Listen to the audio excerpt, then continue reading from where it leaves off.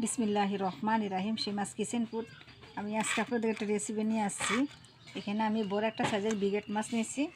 বিগেট মাছ দিয়ে আজকে আমি ভিন্ন স্বাদের মানে সিম দিয়ে আলু দিয়ে আমি আজকে রান্না করব। আপনারা আমার ফুল ভিডিওটা দেখুন যে কীভাবে মানে বিগেট মাছ দিয়ে সিম দিয়ে রান্না করে।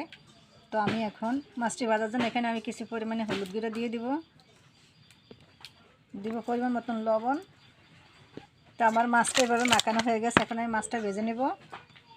তো আমি এখানে একটা প্যান বসেছি, প্যানে কিছু পরিমাণ আমি রান্নার তেল দিয়ে দেবো মাছটা ভাজার জন্য। তো আমার মাছটা ভাজা হয়েছে, এখন আমি সবগুলো মাছ তুলে ফেলবো। কিছু পেঁয়াজ কুচা 1 চামচের মতন দিব আমি এখানে, জিরা বাটা 1 চামচ দিব আমি এখানে, আদা বাটা 1 চামচ দিব, হলুদের গুঁড়া 1 চামচ একটু কম দিব আমি, মরিচের গুঁড়া এখানে আমি কাঁচা মরিচ দিব, তো তাই এখানে আমি মরিচের গুঁড়াটা আমি একটু কমিয়ে দিয়েছি। আজকে আমি কাঁচা মরিচ দিয়ে আমি তরকারিটা রান্না করব, তাই মরিচের গুঁড়াটা একটু অল্প পরিমাণে দিয়েছি। দিব স্বাদ মতো লবণ। আমার এই যে মশলাটা কষানো হয়েছে, এখন আমি তরকারিগুলো দিয়ে দিব।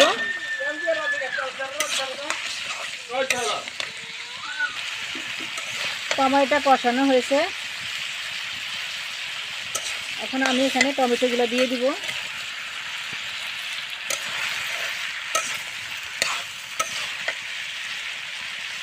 তো এখানে আমি প্রায় 15 মিনিটের মতন তরকারিগুলো আমি কষাইছি।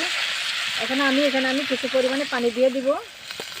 পানিটা আমি বেশি দেব না, কারণ এখানে কষানোর মধ্যেই অর্ধেকের বেশি সিদ্ধ হয়ে গেছে, তাই পানির পরিমাণটা আমি কমিয়ে দিলাম।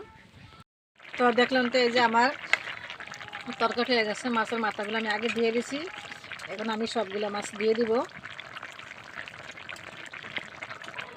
তো এই যে আমার মাছটা হয়ে গেছে, দেখলাম তো